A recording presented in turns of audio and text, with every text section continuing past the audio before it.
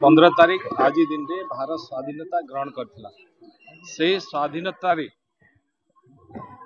पूर्वर यही भद्रक जिलार बहुत वीर पुरुष माने ये स्वाधीनता संग्राम रे निजको बलिदान देइथिले। तेणु ये वीर माटी ये पवित्र माटी को सर्वप्रथम मु प्रणाम करुचे। आज मते सरकार तरफ एठी ये पैरेड उत्सव रे उपस्थित रहिबा को अनुमति थिबार मु धन्यवाद देउची।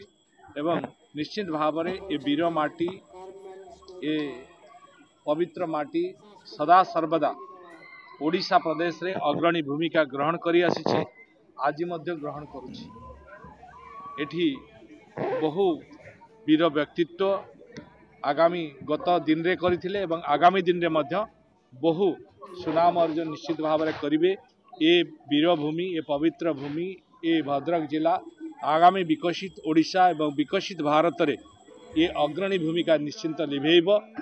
एवं आज आमे जो आशा करिछु यशस्वी प्रधानमंत्री नरेंद्र मोदी के नेतृत्व रे आह्वान रे आज हर घर तिरंगा समस्त घरे तिरंगा झंडा उड़ीब एवं वीर जवान मानकर सम्मान वृद्धि हेब एवं आमर अखंडता भारत वर्षर अखंडता एकता को बजाय रखिब।